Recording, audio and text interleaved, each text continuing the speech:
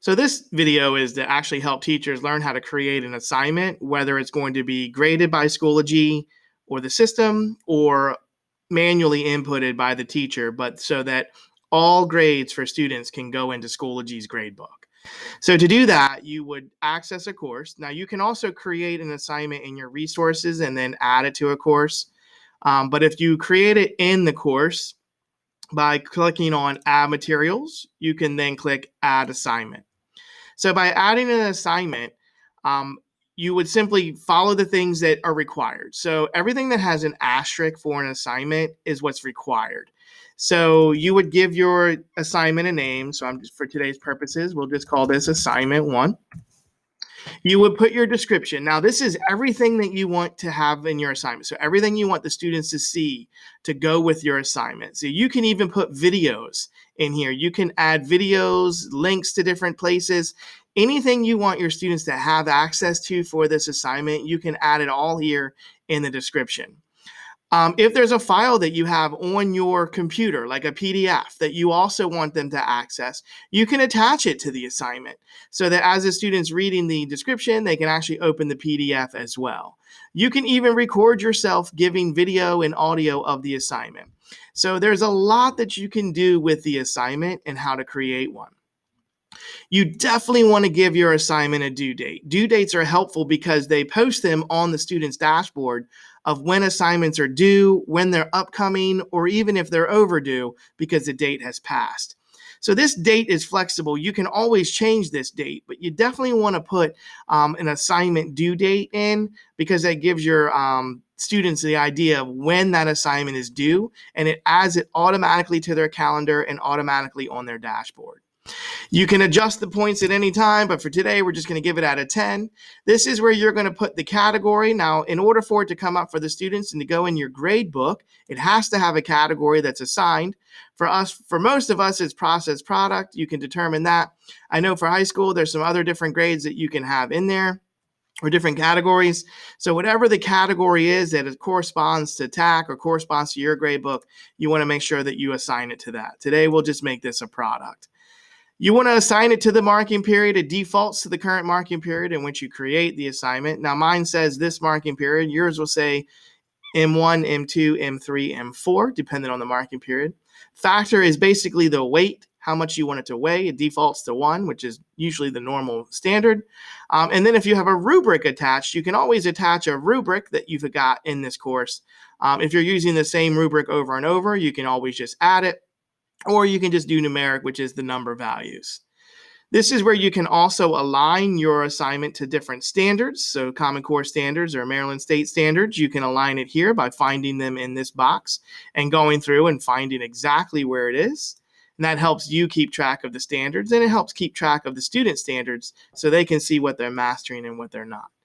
Now, this little button right here is the button that you need to know about when you are collecting assignments from students. So if this is an assignment that you are literally posting out to your students are going to access this assignment and they are going to submit something to be turned in to be graded. This is defaulted to submissions enabled. In other words, what that means is your students will see this assignment on their screen. They can click on it, they can do the assignment, and they can submit the assignment, and you'll see it back on your end.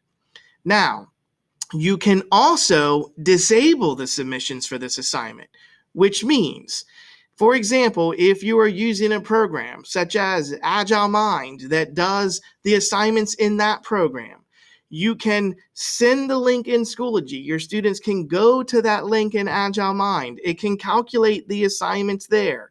And then when you are done, you can come back to this assignment in your gradebook and you can manually enter the grades that your students received in Schoology. And then with the click of a button, you can send it to TAC. So this will allow you, by doing this, to manually enter scores in Schoology's gradebook for assignments that your students will know that they had due, but didn't necessarily submit something through Schoology. So this button right here is your submissions disabled or submissions enabled. So depending on whether you are having the students submit something to be graded or whether they're doing it from a different site and you're manually going to put the grades in Schoology for that assignment, You determine whether you want them to be enabled or disabled. And then once you have that, you can click create. Now I'm going to disable them just to show you that it will look like this in your gradebook. It will actually come up in your gradebook. So if we scroll down a little bit, you'll see here's that assignment. So in your gradebook, the students will actually see that assignment as well. They just won't be able to interact with it, but they'll see that it's due. They'll see it in their grades, and you'll also see it in your gradebook, which is right here. Here's that assignment.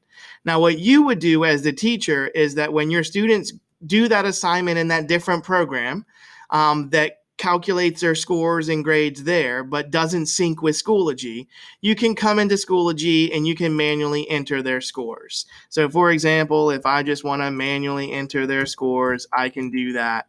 And it is that easy. Now, these students will have scores for that assignment. So now if the students are accessing all of their work through Schoology and they click on grades, they'll see that they had an assignment, and you would have listed it like Agile Mind assignment number whatever, or whatever the program is, assignment whatever. And then that way they know that if they need to look at that assignment, they can go there, or you can even put a link in the assignment to go there.